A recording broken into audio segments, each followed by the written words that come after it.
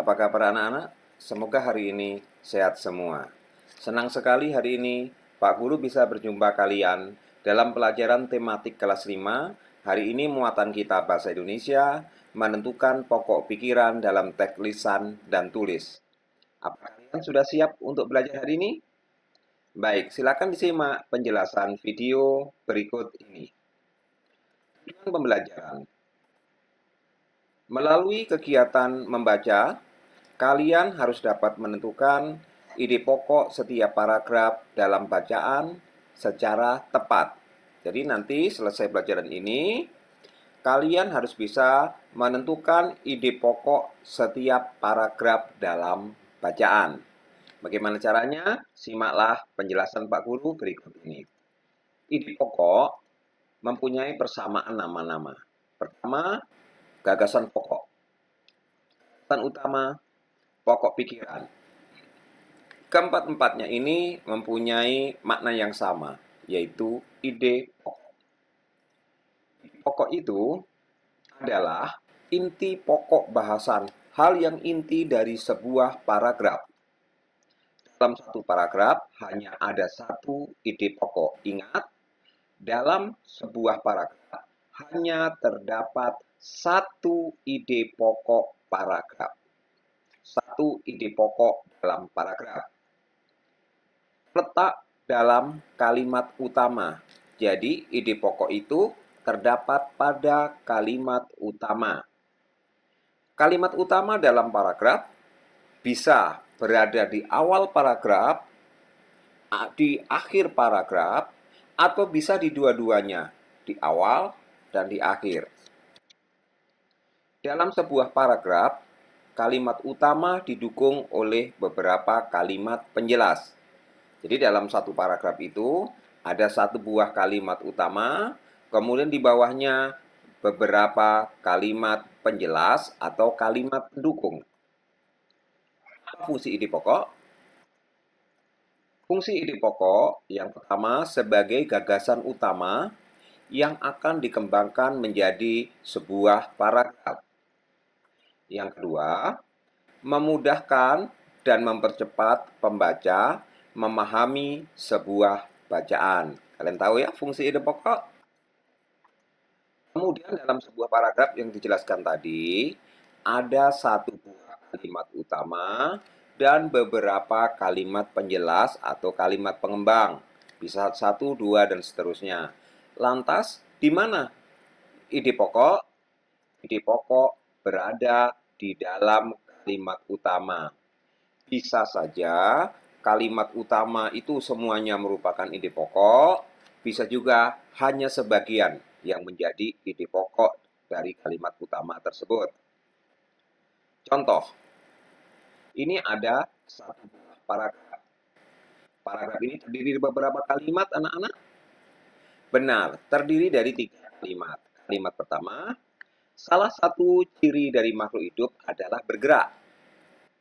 Kalimat kedua, secara umum, gerak dapat diartikan berpindah tempat atau perubahan posisi sebagian atau seluruh bagian dari tubuh. Makhluk hidup akan bergerak apabila ada rangsangan yang mengenai sebagian atau seluruh bagian tubuhnya. Nah, di 3 kalimat ini, tahukah kalian yang mana kalimat utama?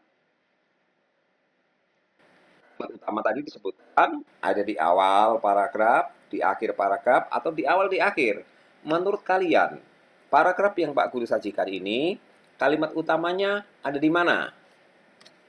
Iya, bentar. Kalimat utamanya berada di awal paragraf. Kalau dilihat di sini, kalimat utama ini adalah satu buah ide pokok.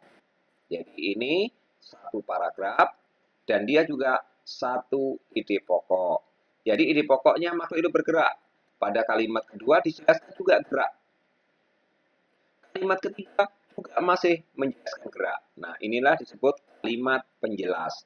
Yang dijelaskan adalah kalimat utama yang di dalamnya ada ide pokok. Sekarang kita perhatikan contoh kedua. Di sini ada berapa kalimat? Benar, paragraf ini terdiri dari 4 kalimat. Kalimat pertama, bencana banjir lumpur akibat tanah longsor Gunung Siklop di Kabupaten Jayapura menimbulkan berbagai macam penyakit. Beberapa penyakit yang timbul sesudah bencana adalah diare, tifus, dan demam berdarah. Masalah kesehatan pada korban di masyarakat di sekitar lokasi bencana harus diantisipasi. Beberapa penyakit itu muncul karena lingkungan kotor dan sumber air bersih yang tercemar lumpur.